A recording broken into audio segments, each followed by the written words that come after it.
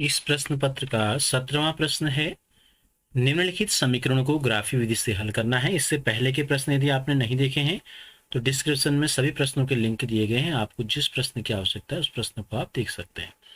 तो दो समीकरण आपको जो स्क्रीन में दिखाई दे रहे हैं, ये समीकरण नंबर 1 है और ये है आपका समीकरण नंबर 2। इन दोनों समीकरणों को हमको ग्राफीय विधि से हल करना है। दो चर वाले रैखिक समीकरण को हल करने की आपने अन्य विधियां भी पढ़ी हैं, लेकिन आपको केवल और केवल किस विधि से हल करने के लिए कहा गया है? ग्राफीय विधि से इनको हल करना है। तो ग्राफीय विधि से हल करने के लिए हमें क्या करना होता है? जो ये रैखिक समीकरण है, रैखिक का मतलब होता है रेखा का समीकरण। तो यानी कि दो रेखाओं के समीकरण हमको दिए गए हैं, इन दोनों समीकरणों को, इन दोनों रेखाओं को हमें ग्राफ में दिखाना होगा। तो जैसे कि एक बिंदु मैं आपको यहाँ पे दिखा रहा हूँ, तो एक बिंदु से कितनी रेखाएं गुजर सकती हैं? बहुत सारी रेखाएं इस बिंदु से गुजर सकती है, असंख्य रेखाएं होती हैं। लेकिन जब हमें किसी एक रेखा को ड्रॉ करना होता है, दिखाना होता है ग्राफ में, तो उसके लिए हमें कम से कम दो बिंदुओं की जरूरत पड़ती है। क्यों? क्योंकि दो बिंदुओं से होकर केवल और केवल एक ही लाइन गुजर सकती है, एक ही रेखा गुजरती है दो बिंदुओं से होकर। तो इसलिए हमें जो दो समीकरण दिए गए हैं नंबर 1 और नंबर 2, हम क्या करेंगे? पहले इनके दो हल हमको चाहिए। तो पहला समीकरण हम ले लेते हैं x + 3y = 6। इसके दो हल हमको चाहिए। यदि हम इस प्रश्न में x = 0 रख दें, यदि x = 0 होगा तो क्या हो जाएगा समीकरण? देखिए, x के स्थान पे 0 रख देते हैं। 0 + 3y = 6, तो 3y = 6। y बराबर कितना हो गया? 6/3, यानी कि 2 प्राप्त हो गया हमको। तो पहला बिंदु हमको पता चल गया, माना पहला हल इसका बिंदु A है, तो इसके निर्देशांक हमने x = 0 लिया था, तो y बराबर कितना आ गया? y बराबर हमको प्राप्त हो गया 2। इसी प्रकार इसका दूसरा हल भी हम ले लेते हैं। अब यदि हम इस समीकरण में y = 0 रख दें, यदि y का मान अगर हम 0 ले लें, y = 0, तो क्या हो जाएगा समीकरण? देखिए, x को x रहने देंगे, धन की जगह धन, 3 की जगह 3, y की जगह रख देंगे 0। 3y का मतलब है 3 गुणा y, तो ये हमको प्राप्त हो गया x धन 0 = 6, यानी कि x = 6। तो इस प्रकार से पहले वाली रेखा के दो बिंदु हमको प्राप्त हो गए। पहला बिंदु हमने कहा 0,2 है और दूसरा बिंदु का नाम अगर हम b मान लें तो इसके निर्देशांक हो गए y = 0, x = 6, 6,0। इसी प्रकार दूसरे समीकरण में आते हैं। दूसरा समीकरण है 2x - 3y = 12। 2x - 3y = 12 में आ जाते हैं। दूसरे समीकरण में आते हैं, ये हमको दिया गया है 2x - 3y = 12। x बराबर इसमें भी 0 रख देंगे तो ये 0 हो जाएगा। -3y = 12, तो y का मान कितना हो जाएगा? 12/-3, यानी कि -4 हो गया। तो इसका जो पहला बिंदु हमको प्राप्त हो गया, x का मान हमने 0 लिया था, y का मान हमने लिया है -4, तो इसका हल हो गया 0, -4। और यदि इसी समीकरण में 2x - 3y = 12 में यदि हम y का मान 0 रख दें तो क्या हो जाएगा? 2x - 3y की जगह 0 हो गया पूरा का पूरा, बराबर 12।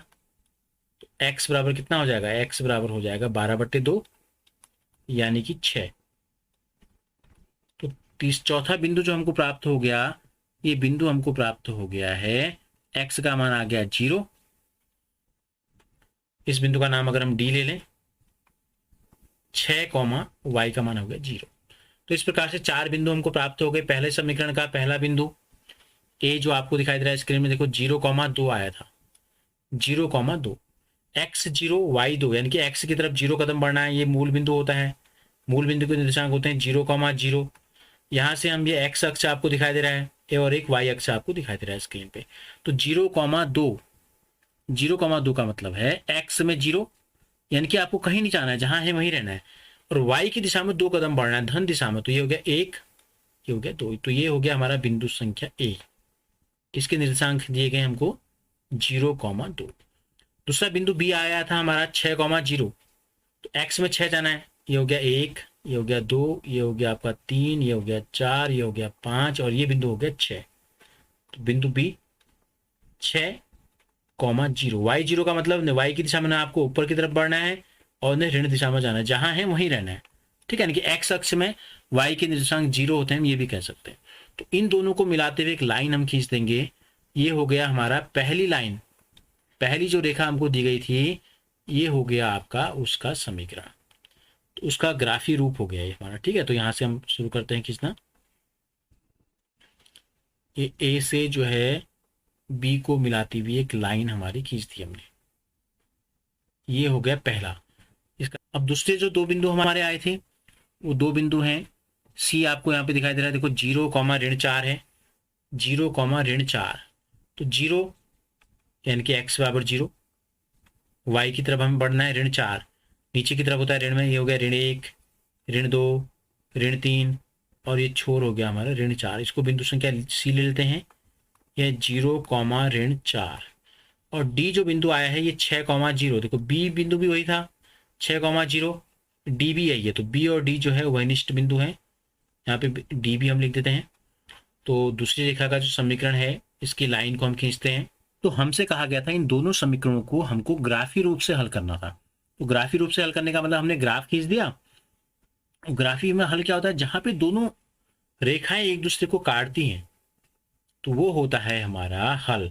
तो ये जो बिंदु आपको दिखाई दे रहा है वो डी और बी, यानी कि एक ही नाम है इनका, 6,0 डी भी है और बी भी 6,0 था। तो ये जो बिंदु है वनिष्ठ बिंदु है, ये इन दोनों रेखाओं का हल है। तो यही हल है।